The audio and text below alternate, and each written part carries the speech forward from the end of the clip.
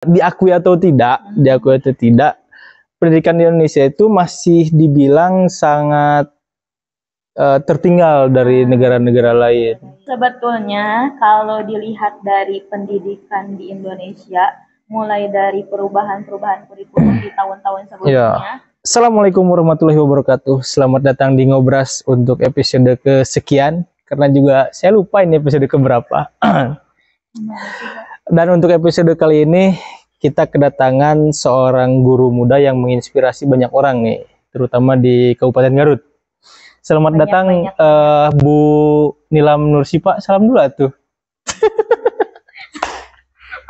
Ngobrol apaan sih ini?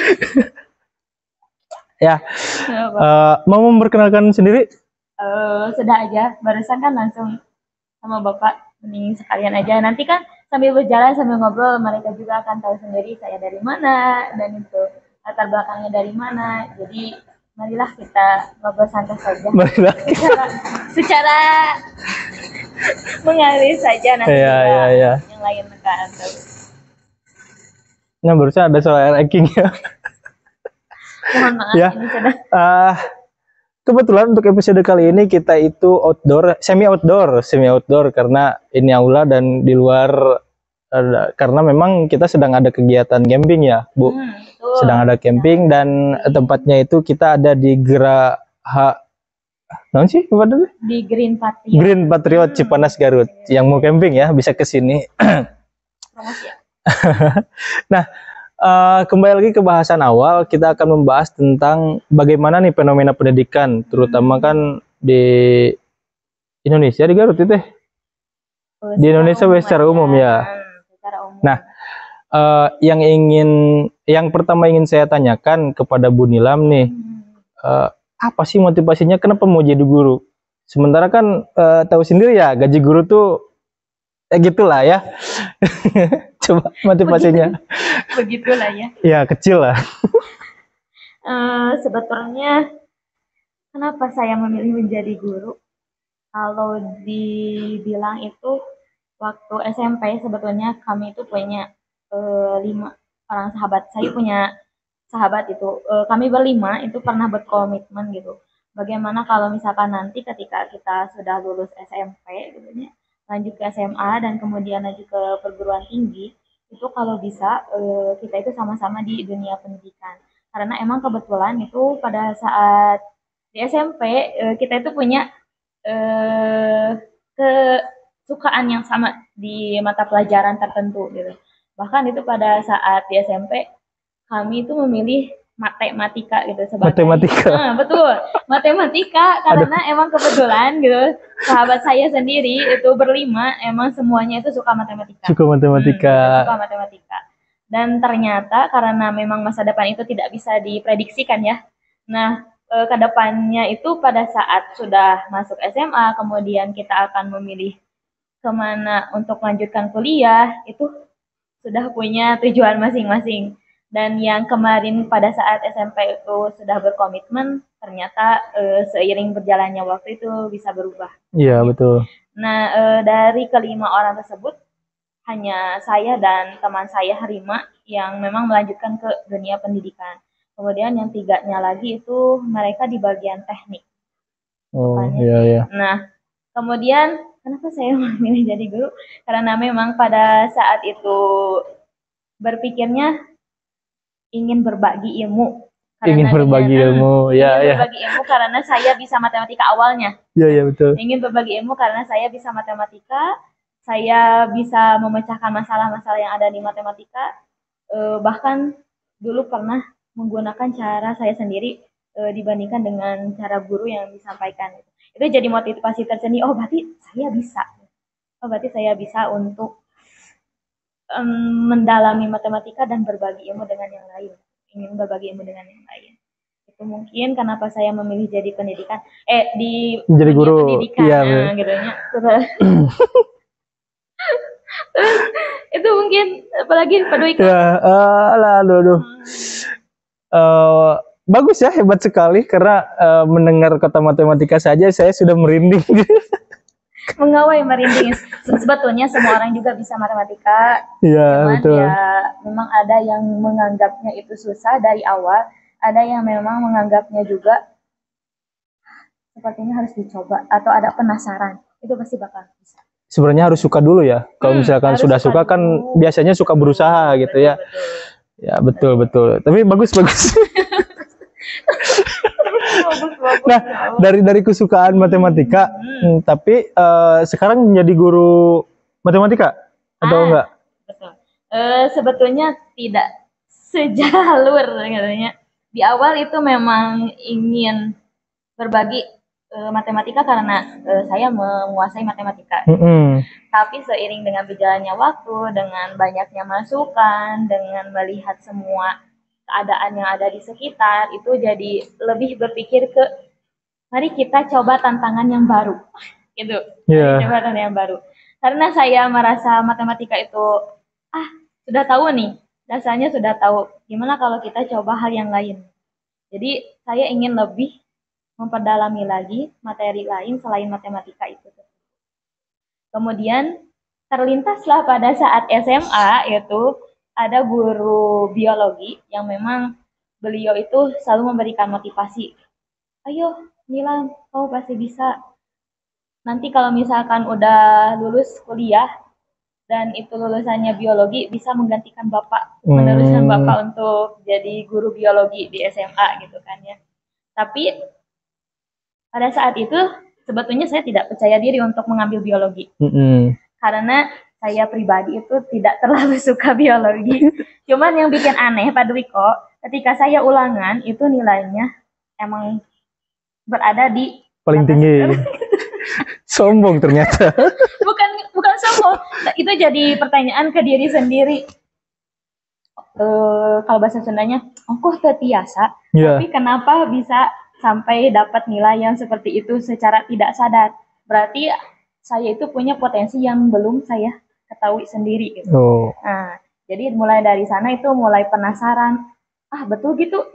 Betul. Jadi mulai digali tentang biologi. Tentang biologi. Betul tuh. Tanpa disadari gitu bahwa saya itu bisa belajar tentang biologi gitu. Karena emang tidak disadari itu tadi perasaan teresep gitu kan ya. Tapi ternyata ketika dijalani atau mengikuti tes-tes tentang biologi itu nilainya gede. Bisa di atas. Gede wae menurutnya. Ya, jadi, bukan sombong tapi jadi motivasi buat orang lain. Sombong, tapi jadi penasaran ke diri sendiri. Potensinya berarti di biologi. Di biologi ada nih, di biologi gitu. Nah, itu kan ternyata yang awalnya ingin jadi guru tuh gara-gara suka matematika. Yang dari tadi saya merinding nih. Iya, karena ngomongin matematika saya merinding gitu. Terus setelah matematika pindah ke biologi, akhirnya jadi guru biologi. Terus karirnya nih karir karena yang jadi penasaran ini masih muda, tapi ternyata yang saya dengar karirnya itu udah mentereng. Tapi kok sebetulnya saya sudah tua. Muda. Ya, muda, belum 30 kan? Belum, ya masih muda berarti. Iya. Sebetulnya saya juga sekarang bukan berkecimpung di jadi guru biologi. Iya. Bukan kan? Tapi sekarang saya sudah beda jalur lagi. Dari awalnya matematika, belok lagi jadi biologi, kemudian belok sekarang itu jadi di dunia IPA. Gimana di dunia IPA? Dunia IPA lagi nih. Di dunia IPA gitu kan ya.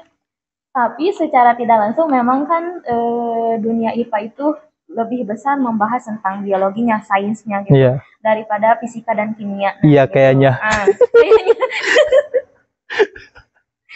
Daripada fakta. Ya kan saya mah PS murni nih, PS murni.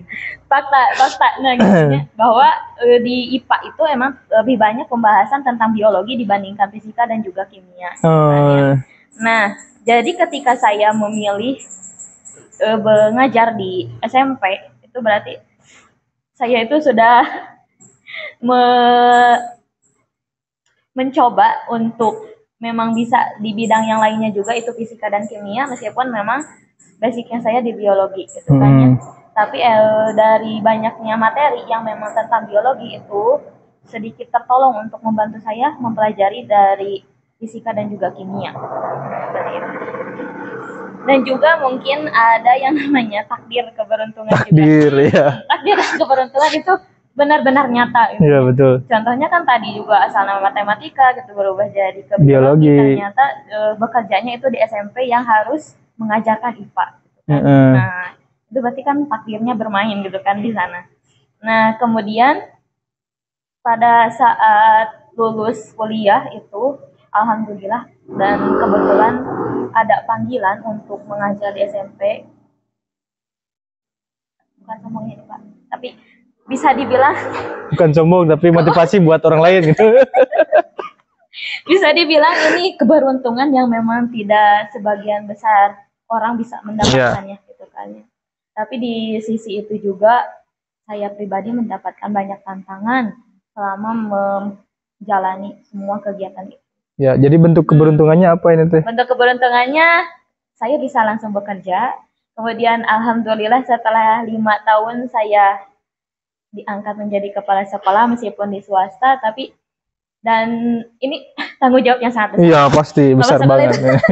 Kalau sekolah itu tanggung jawab yang sangat besar gitu kan. Apalagi kebetulan sekolah yang saya kelola itu adalah sekolah penggerak karena kan sekarang masih sebagian sekolah yang memang diangkat atau ditunjuk untuk menjadi sekolah penggerak. Gitu kan, ya. Dan itu benar-benar tanggung jawab yang sangat besar meskipun pada saat saya ditunjuk secara langsung oleh yayasan dan juga rekan-rekan di sekolah itu ada stres. Ada pasti stres. Manusiawi itu. Pasti ada stres ada stres itu gitu ya. Apakah saya akan bisa mengelola sekolah ini? Apakah saya akan memberikan perubahan untuk sekolah ini? Apalagi sekolah Manggala ini sudah mempunyai nama gitu sebagai sekolah penggerak. Dan itu benar-benar jadi beban pertama kali saya menjabat menjadi kepala. Iya. Berarti tahun ini baru ya, tahun ini tahun ini. Jalan mau jalan 1 tahun berarti ya. Tahun awal. Nah, itu kan tadi fokus di karir Bu Nilam nih. Sekarang saya mau tahu tentang pandangan Bu Nilam tentang fenomena pendidikan di Indonesia. Ya. Ya. Apakah ini konten sensitif? Enggak dong, enggak. Ini makan ngobrol. Kita ngobrol tentang pendidikan. Saya. Kita ngobrol tentang pendidikan nih. Diakui atau tidak, pendidikan di Indonesia itu masih dibilang sangat tertinggal dari negara-negara lain. Nah, salah satu alasannya adalah karena kualitas guru yang memang belum memenuhi. Nah, dari fenomena tersebut bagaimana nih tanggapan Bu Nilam nih? Kalau saya pribadi, ini harus hati-hati ya. Enggak lah, santai weh. Mulai nonton aja. Ini yang nonton hanya 10.000. 10.000. Hanya 10.000 yang nonton. Sebetulnya kalau dilihat dari pendidikan di Indonesia, mulai dari perubahan-perubahan kurikulum di tahun-tahun sebelumnya, sangat rutin. Sangat rutin. Ganti menteri, ganti kurikulum. Gitu kan biar kelihatan kerja. Keceplosan saya. Terus ini harus dikat. Nah, dengan adanya perubahan kurikulum ini sebetulnya saya pribadi karena di sekolah saya itu sudah harus menerapkan dengan titel sebagai sekolah penggerak itu kan diwajibkan untuk menerapkan kurikulum merdeka. Yeah. Selama mempelajari kurikulum merdeka itu saya mengalami perbandingan atau perubahan yang memang berbeda dari kurikulum sebelumnya. Nah, 2013 itu buatan Pak Anies kalau nggak salah ya? Iya, kalau nggak salah ya. Pak Anies ya. Iya. Nah, di kurikulum 2013 kan itu kalau menurut saya pribadi lebih ditekankan kepada guru itu dalam membuat administrasi yang akan diberikan kepada siswa. Nah, harus dipatenkan ada kolaborasinya, komunikasinya. Jadi guru tuh ribet tuh bikin administrasi. Dari bayaran 300.000. Astagfirullahaladzim. Terus kan. Aduh, jadi banyak keceplosan saya. Jadi lebih banyak difokuskan di administrasi. Nah, kalau yang saya rasakan pada saat kurikulum 2013. Kemudian ketika beralih ke kurikulum merdeka, itu memang banyak perubahannya, mulai dari administrasi yang dikerjakan oleh guru itu disesuaikan dengan satuan pendidikannya sendiri. Makanya meskipun sekarang sebetulnya guru-guru itu masih mengalami kesusahan ketika mereka harus membuat modul ajar yang memang sesuai dengan lingkungan sekolah dan kebutuhan siswa. Saya gak paham. Karena mungkin kenapa terusin. Karena mungkin nih ya, gitu. Karena terbiasa dari kurikulum 2013 itu difokuskan hanya itu saja. Sedangkan di kurikulum mereka sekarang itu dituntut kreativitas dari guru untuk disesuaikan dengan lingkungan sekolah, itu memang membuat guru-guru sekarang itu merasa tertantang gitu di kurikulum merdeka ini. Kemudian kurikulum merdeka itu memang sebagian orang mengatakan sebagai tolak ukur untuk perubahan pendidikan yang ada di Indonesia, gitu kan ya. Dengan diharapkan siswa itu bisa menjadi mempunyai sikap profil pelajar Pancasila. Ya, P4, P3, profil pelajar Pancasila, P3, kenapa jadi P4? Profil pelajar Pancasila. Nah, awalnya saya juga belum mengerti atau belum paham apa yang dimaksudkan dengan siswa itu harus punya profil pelajar Pancasila. Oke. Tapi setelah menjalani 1 tahun mengimplementasikan kurikulum merdeka tersebut, ternyata memang ya, pintar itu bukan dari kita fokus mempelajari suatu ilmu, tapi pintar itu bisa dilihat dari sikap atau perilaku yang dihasilkan oleh anak tersebut. Betul.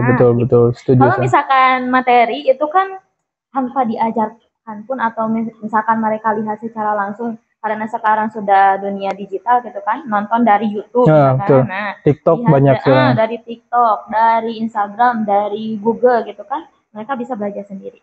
Tapi ketika untuk menumbuhkan sikap profil pelajar Pancasila itu benar-benar tidak mudah gitu kan. Karena mungkin tujuan dari kurikulum merdeka itu difokuskan ke sana, jadi banyak kegiatan yang memang menunjang yang sikap profil pelajar Pancasila tersebut. Ya, ada baiknya, memang ada kurangnya juga. Kurangnya mungkin sebagian orang memang kesulitan untuk beradaptasi di kurikulum merdeka tersebut. Kesulitan itu karena memang guru pribadi itu dituntut harus benar-benar kreatif. Sedangkan lawan misalkannya guru kolot, guys pasti kadinya. Tapi fakta. Iya fakta, karena kan banyak kolot, banyak guru yang senior, yang sudah berumur atau senior ya, suka kebingungan, kudu kumaha atunya cenah. Terus harus masuk ke dunia digital juga ketinggalan gitu. Jadi harus gimana ini yang tua-tua nih? Tapi emang itu betul-betul yang tua-tuanya. Betul. Senior, please senior ya yang memang gitu di lingkungan nyata di sekolah itu kebanyakan senior itu banyak yang ibu mah mau biasa sapertosna manggawe nu murah gitu kan, nu muda-muda gitu. Tapi kalau melihat sebagian senior kita yang ingin merubah dirinya mengikuti zaman digital sekarang, itu memang saya lihat kemarin juga itu banyak yang berpotensi juga gitu, ya, bisa banyak. Gitu banyak, asalkan ada keinginan gitu kan. Ya kembali kepada keinginan. Dan itu memang sulit untuk para senior karena digitalisasi tadi ya. Belum mengenal ke dalam laptop atau video pembelajaran, materi pembelajaran dan sebagainya. Sedangkan yang muda-muda itu kan YouTuber, YouTube, TikTok gitu kan. Instagram. Jadi mereka bisa lebih kreatif di dunia digital gitu kan. Tapi sedangkan untuk yang senior itu memang kesulitan. Saya pribadi sebetulnya tidak punya akun-akun TikTok seperti itu. Nah, tapi memang dituntut supaya lebih bisa menyebarkan gitu apa yang dilaksanakan di sekolah gitu kan. Praktik baik dari seorang guru yang bisa dibagikan kepada guru yang lain atau memberikan inspirasi juga kepada guru yang lain. Ya. Terus gini, kan Bu Nilam tuh masuk ke dunia pendidikan dari tahun 2018 ya. Pasti mengalami pendidikan pra-COVID, COVID dan pasca COVID nih. Betul. Dari 3 periode itu gimana nih perbedaannya? Soalnya kan saya juga sering ada beberapa teman saya yang juga guru. Ada teman saya yang juga guru, banyak yang mengeluhkan ternyata setelah COVID itu sikap siswa berubah. Betul. Karena memang kan hampir 2 tahun mereka tidak keluar rumah. Betul. Hanya berkutik di HP aja gitu kan, atau dan mereka belajar memang tanpa berinteraksi secara langsung. Iya, betul. Kan? Memang itu benar-benar terasa, sangat terasa. Di sekolah saya sendiri juga sangat terasa. Dari angkatan siswa yang sebelum, iya betul ya, kan? Betul. Pra-COVID itu kan mereka dimotivasi belajarnya saja dilihat gitu kan. Dimotivasi belajarnya itu sangat tinggi. Sangat tinggi. Kemudian di sikap-sikapnya juga itu mereka sudah tahu bagaimana tata krama kepada guru, tata krama kepada kakak kelasnya, dan juga ke adik kelasnya. Gitu. Kemudian masuklah masa fase COVID. Nah, COVID itu kan mengekang anak-anak untuk tidak berinteraksi secara langsung dengan teman-temannya atau dengan gurunya. Nah, dengan adanya masa COVID itu sebetulnya memang membatasi anak untuk bisa mengekspresikan, untuk bisa mengeksplor dirinya. Jadi banyak memang perubahan sikapnya itu yang berbeda dibandingkan dengan pra-COVID tersebut. Karena tidak ada interaksi secara langsung yang menumbuhkan bahwa sikap yang benar itu bagaimana. Dari anak-anak kepada guru, ke kakak kelas, ke adik kelas, atau ke sesama temannya sendiri gitu kan ya. Jadi emang dibatasi itu dampaknya ke psikologis anak dalam bersikap juga, bersosialisasi juga. Iya, betul. Kemudian setelah beres COVID, nah ya, imbas dari baru kerasa ya. Karena kan kalau COVID itu tidak bisa kita secara langsung melihat, oh anak ini sikapnya seperti ini. Ya, karena belum keluar ya. Nah betul, lihat secara virtual saja. Tapi ketika sudah masuk itu ke pasca COVID, kita bisa secara langsung melihat bagaimana sikap atau perilaku siswa-siswa tersebut. Nah itu yang memang membuat saya pribadi dengan rekan-rekan saya di sekolah itu jadi kaget gitu kan. Kok bisa sampai seperti ini gitu kan. Tapi memang ini fenomena yang umum sekarang gitu semua kan. katanya semua. Hampir semua. Katanya hampir semua. Ya, hampir semua seperti itu. Nah, memang itu PR yang sangat besar bagi kita sebagai seorang pendidik yang harus memberikan contoh yang baik selama hasil dari kemarin pembatasan waktu COVID. Iya, betul. Karena itu kan hampir 2 tahun. Hampir 2 tahun. 2020, 2022 ya, betul. Hampir 2 tahun. Jadi 1 tahun anak itu tidak berinteraksi, tidak bisa belajar secara langsung, tidak mengalami secara langsung bagaimana sikap yang baik kepada guru, dan juga bagaimana belajar yang baik. Karena kan waktu virtual itu hanya bisa mengandalkan dari internet. Ya, dari internet. Bukan pengalaman secara langsung. Nah gitu, setelah pasca COVID itu pasti sangat terasa karena anak-anak yang biasanya belajar sambil tiduran. Ini harus ke sekolah. Ini harus berangkat ke sekolah. Itu pasti dalam waktu yang hampir 2 tahun susah untuk membangkitkan kembali semangat untuk pergi ke sekolah. Gitu kan? Ya, betul. Karena sudah terbiasa keenakan di rumah hanya melalui handphone atau laptop saja. Gitu kan? Itu juga sebagai salah satu tahapan yang memang anak-anak di kegiatan belajar setelah COVID itu mungkin menurut mereka itu sangat sulit. Ya. Sangat sulit untuk beradaptasi. Seperti itu. Kemudian,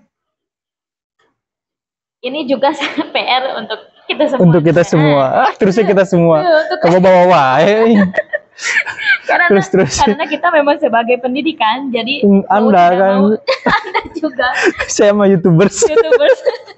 Pantesan. Setelah pasca COVID itu anak-anak gaduh cita-citanya atau punya cita-citanya, Bu, bade jantan YouTuber, TikTokers, Bu, bade jantan content creator di TikTok atau di Instagram gitu kan. Memang efek dari virtual hampir 2 tahun. Iya, betul. Nah, itu sekarang sangat berat bagi kita untuk menumbuhkan kembali sikap anak-anak dalam belajar, motivasi anak-anak, semangat anak-anak dalam belajar, kemudian tata krama juga. Itu benar-benar PR yang sangat besar. PR yang sangat besar ya. Terakhir Bu Nilam nih, Ya. harapan Bu Nilam tentang pendidikan Indonesia ke depannya. Harapan saya tentang pendidikan Indonesia ke depannya. Karena katanya presiden yang akan datang itu akan melanjutkan program yang mana? Yang mana ya? Ada 3. Kenapa ini jadi pilpres nih? Curiga mendukung salah satu ini ya? No. Ya pastilah mendukung salah satu ya, kan. Ya. Tapi kita fair di sini. Ya, Tidak betul. boleh memilih salah satu gitu kan ya.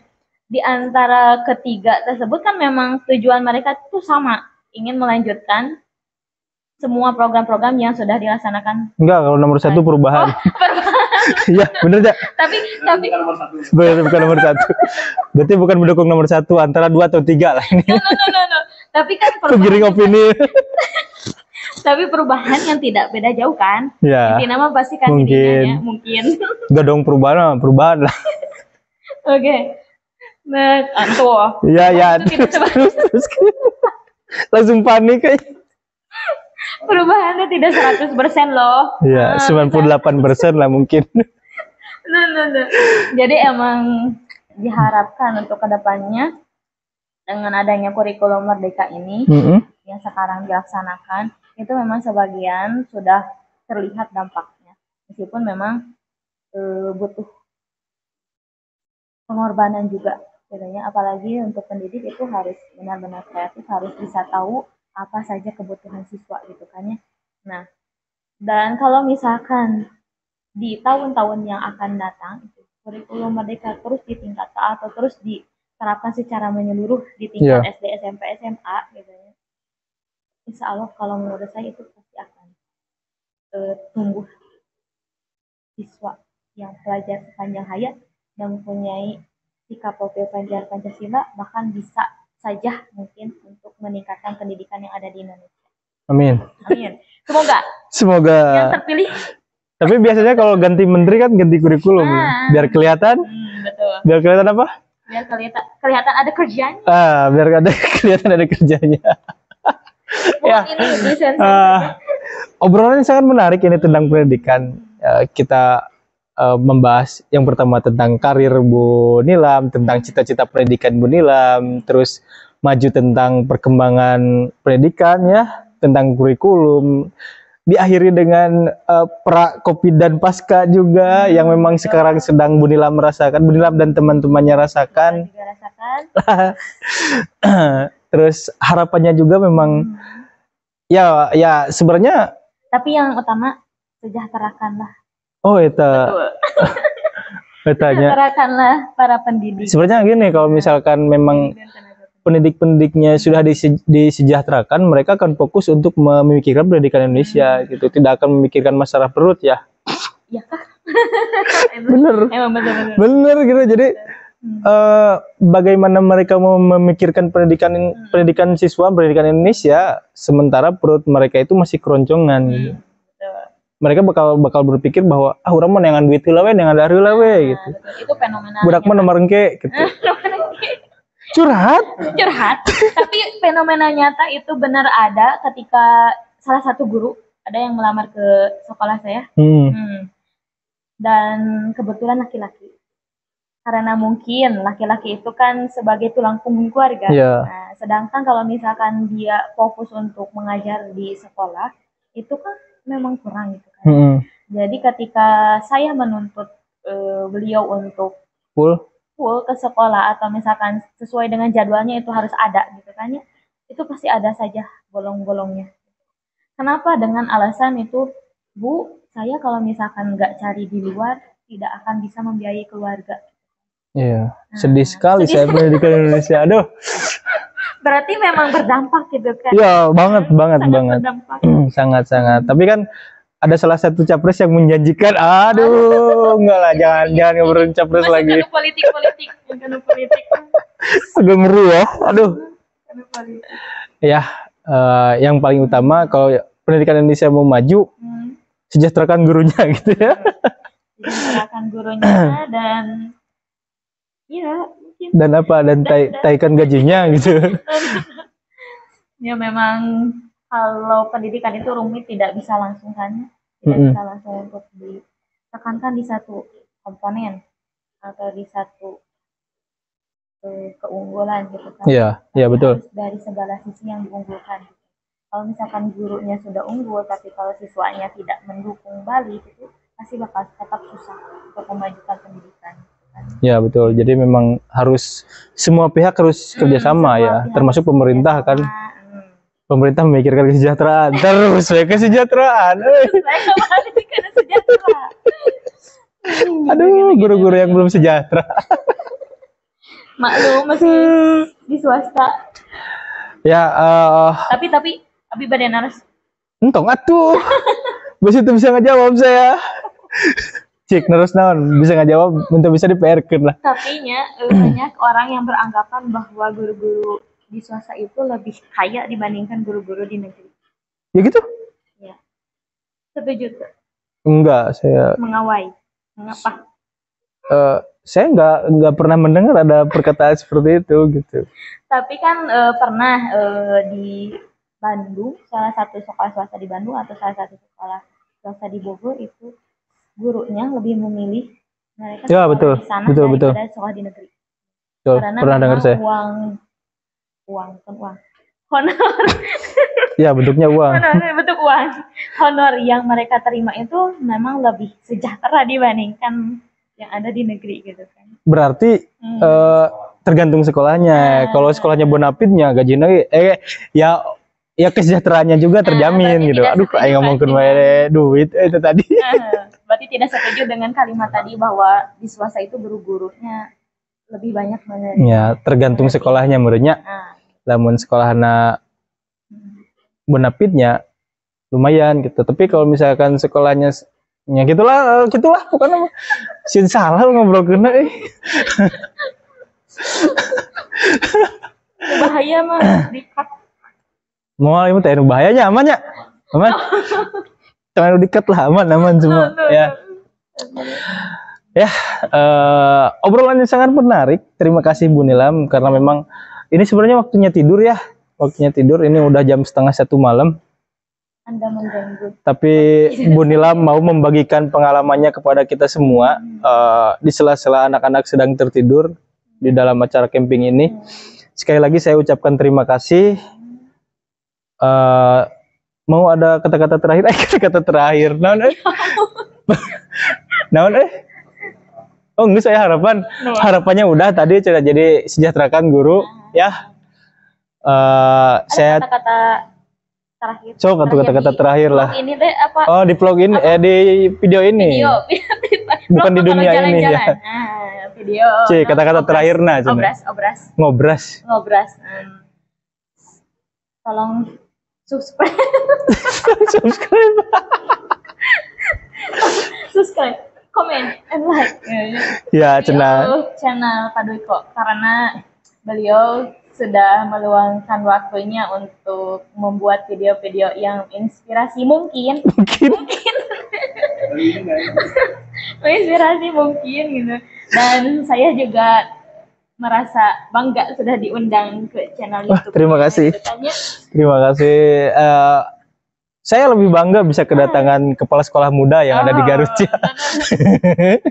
Lah ya puji-puji mau beres orang tutup ku akhirul kalam wassalamualaikum warahmatullahi wabarakatuh. Udah?